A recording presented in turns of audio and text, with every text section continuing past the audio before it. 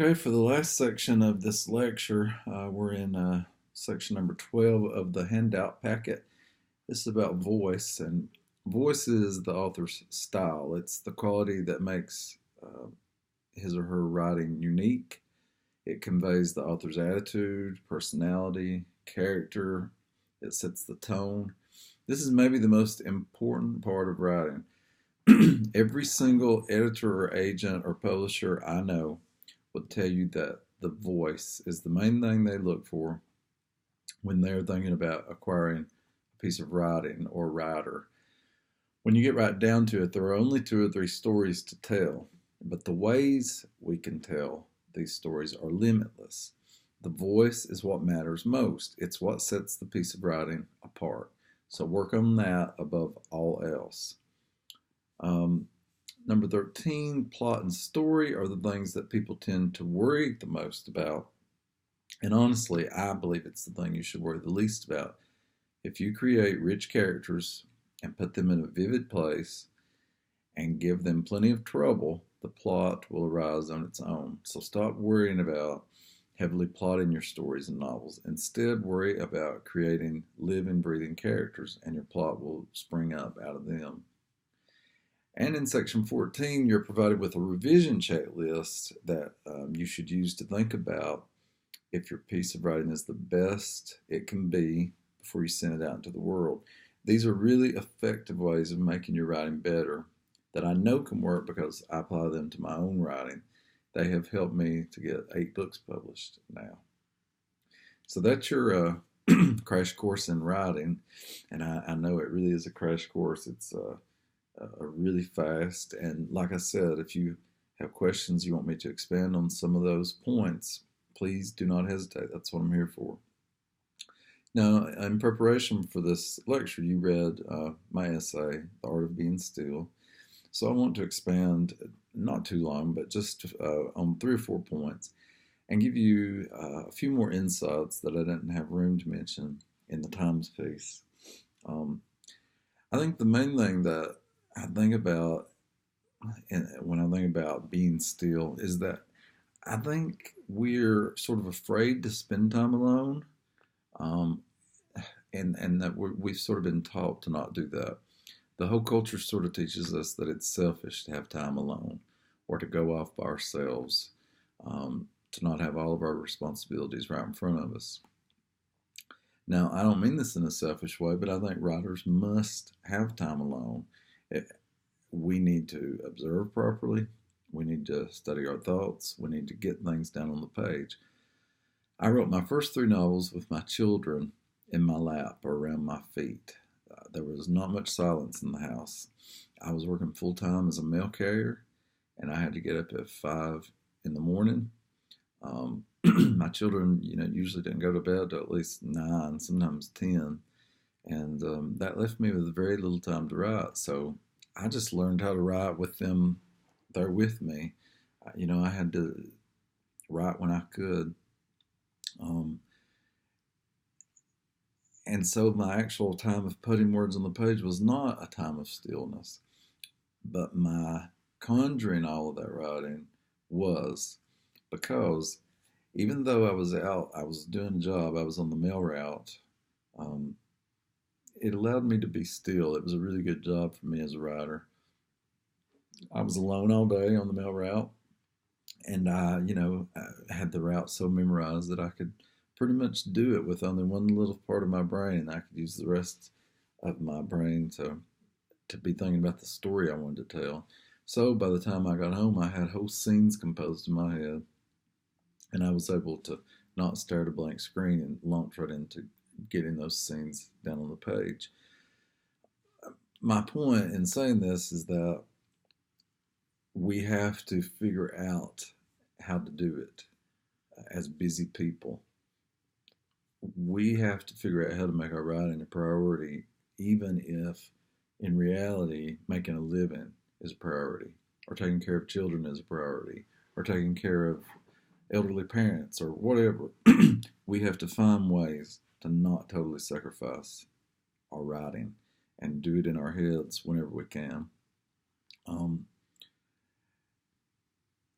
Today, I'm able to snatch away more quiet time, I think, and more still time. But I don't think I'm any more productive now than I was when I had those babies in my lap or around my feet because I just learned how to do it. You know, if you really have a deep desire to write, you're going to figure out how to do it. Um, but we are taught that to be still is to be unproductive. In our culture, we're not supposed to ever be unproductive. We live in a culture that looks down on being still, actually. The irony of this is that as writers, when we go still physically, our minds can become more active.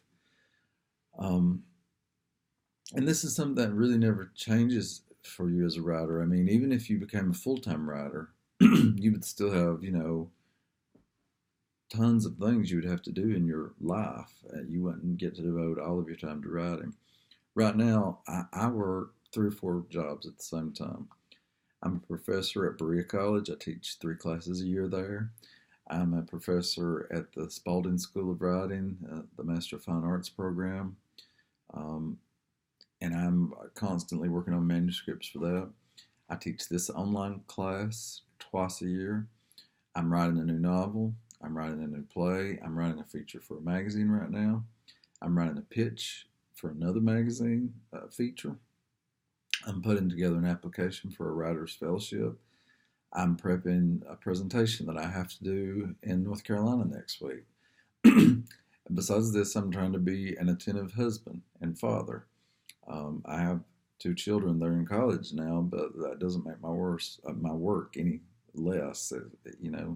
That being a parent, the work just changes. It doesn't really get less. We also have 3 dogs that require a lot of attention. Add to that the daily housekeeping, making the bed, cleaning the toilet, taking out the trash. We all have this list of things, and my point is that our lives are filled with constant motion and activity, and it's so hard just to sit down and be still. I have taught myself to use those busy times to go still and write in my head. When I'm working in the garden, or I'm running the vacuum cleaner, or I'm driving to an event I have to do, or whatever, I am in my head and I'm thinking about my current writing project. And I'm multitasking. It's double productivity in that way. It will make you more productive and more prolific if you can do this. I really believe everybody can do it. It takes some real dedication, um, and it takes some time to learn how to do it. But I want to tell you that just to get you thinking about ways that you can do that.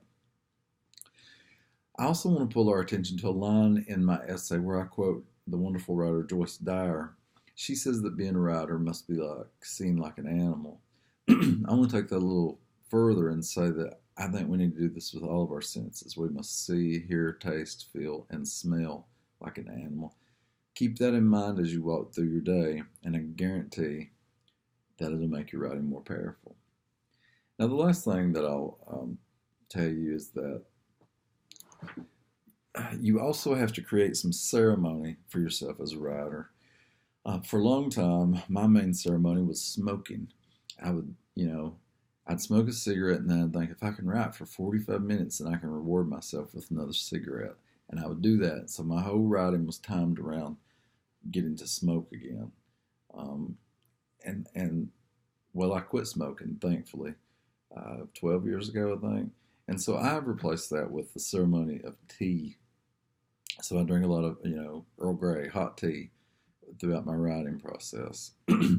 And it keeps me energized, but it also offers some moments of, to get away from the laptop and go have that ceremony of boiling the water and then, letting the tea steep, having a little snack or something with the tea, etc. The other big ceremony for me is walking. Nothing informs my writing more than walking. And I go for long walks every day. I have a beagle, as I showed you at the beginning of this lecture, so he's a great excuse for me to have to get out there and walk. he requires a lot of exercise, and so when I'm walking, I'm thinking about my current writing project. I'm working on a novel right now about a man and a dog walking across Ireland. after a cataclysmic event has happened. And so the act of walking is especially informative for this novel since it's about somebody walking all the time. And every day when I'm out on my walk, I learn something new that I put into that novel. For instance, the other day I was out walking in the woods, um, and I jumped this little creek without thinking much about it, and I sort of twisted my ankle, not too badly, but enough to just hurt. Um, and I realized I have this novel where this character's been walking for days, and he's never gotten injured in any way. And walking in the country is hard on your body. Not only do things like that happen, but there are also briars and et cetera, et cetera. And so it just made me really think about that. And I went back through the 200 pages of the novel I have done, and I inserted a few little places where things like that are happening. And that one little moment that happened on my walk really enriched the novel. Um, and if I hadn't been walking as a writer, I would have just twisted my ankle. I wouldn't have thought, oh, I can use this. And I wouldn't have recorded, exactly how that felt to get down on paper and things like that. So I walk and I'm still and I don't look at my phone and I don't write anything down. And then when I get home, I write down what has come to me. I will be giving you a prompt tomorrow where you will be writing from the point of view of someone else. And really that's what I'm just talking about. I was on that walk, not only as myself, but also as my character, excuse me, who's walking across Ireland. I was in his mindset and I was feeling those things as he was. And that shapes the walk itself. And so tomorrow you'll do your first writing in here and it'll be that kind of prompt. So I really want you to enjoy that, have a good time with it, but also challenge yourself. Just because you're enjoying it doesn't mean it's going to be easy. It might be difficult, but that'll make it even better. Um, Lastly, that essay ends with me telling the reader about when I talked to the great Appalachian writer James Steele, and his advice was to discover something new every day. And that's really what I'm telling you, is that as a writer, you must always be on the lookout for things that are going to feed your writing, that are especially going to feed the piece of writing that you have in front of you. So I'll look forward to seeing what you do with those writing prompts. And like I said before, if you have any questions about any of these things, please don't hesitate to ask me in the comments. Or if you have questions about anything in particular, that those comment sections are for that. So I will look forward to being in touch. Hope y'all have a great day.